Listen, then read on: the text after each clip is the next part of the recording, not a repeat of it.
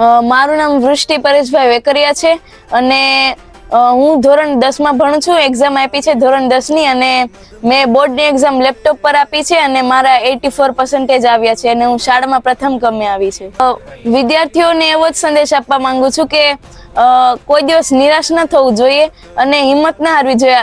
તમારામાં જે સ્કિલ છે તેને અભ્યાસની સાથે સાથે તેને ડેવલપ કરવી જોઈએ અને બીજી કોઈ પણ એક્ટિવિટી કરવી જોઈએ. બેન, વાત હવે જે સંગીતની રહી, જે સંગીતની દુનિયામાં તમને રસ છે, એ રસ તમને ક્યારથી જાગ્યો? હા, હું નાની હતી ને ત્યારે 3-4 વર્ષની નાની હતી ત્યારે મારા દાદી સાથે મંદિરે સત્સંગમાં જતી, ત્યાં બધા ગાતા અને હું પણ કાલી ઘેલી ભાષામાં ગાતી. પછી મને ગાવાની મજા આવતી અને મમ્મી પપ્પાએ પણ પછી મારા નજીકમાં ત્યાં સંગીત ક્લાસ હતા ત્યાં જોઈન કર્યા અને પછી ધીમે ધીમે હું સંગીત શીખવા લાગી.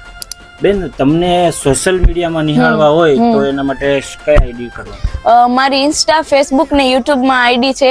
ઇન્સ્ટામાં વૃષ્ટિ પટેલ ઓફિશિયલ છે, ફેસબુકમાં વૃષ્ટિ વેકરિયા અને યુટ્યુબમાં વૃષ્ટિ પટેલ ઓફિશિયલ નામની ચેનલ છે. બેન, હાસ્યની દુનિયામાં એક જે તમારી પાસે એક કળા પડી છે, તો એ દર્શક મિત્રોને તમે શું? મને તારક મહેતા કા ઉલ્ટા ચશ્મા એ સિરિયલમાં જે દયા ભાભી છે તેનો અવાજ કાઢતા આવડે છે. अरे सुनते हो टप्पू के पापा? हाँ बोलो क्या है?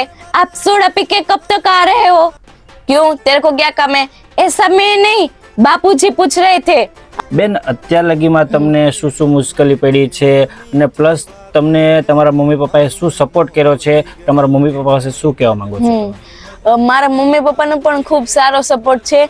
હું જ્યારે નાની હતી ને ત્યારે મેં સંગીત ક્લાસ જોઈન કર્યા હતા. ત્યારે હાર્મોનિયમની ધમણ સુધી મારો હાથ પહોંચતો ન હતો તો મારા મમ્મી ધમણ આપતા અને હું વગાડીને ગાતી હતી અને મમ્મી પપ્પા ખૂબ સારો સપોર્ટ કરે છે. મારા પપ્પા મારે જ્યાં જવાનું હોય, ગમે ત્યાં પ્રોગ્રામમાં જવાનું હોય તો તે મારી સાથે જ હોય છે હર હંમેશા. બેન, અત્યાર લગીમાં તમને કેટલા સોંગ યાદ છે અને તમે કેટલા સોંગ ગાયા છે? અત્યાર સુધી મતલબ મને એમ તો 200+ ભજન, ગરબા, સંતવાણી બધું યાદ છે.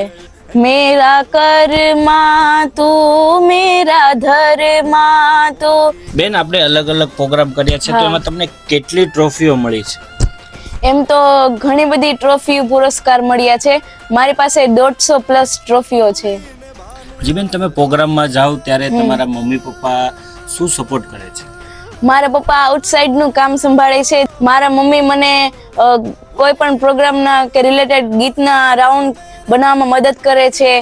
બેન, તમે સરકારને શું સંદેશ આપવા માંગો છો? સરકારને તો હું એટલો જ સંદેશ આપવા માંગીશ કે મારા જેવા ઘણા એવા લોકો છે, તેમનામાં ઘણી નવી સ્કિલ્સ છે, તો તે સ્કિલને બહાર લાવવા માટે તેમને સપોર્ટ કરવો.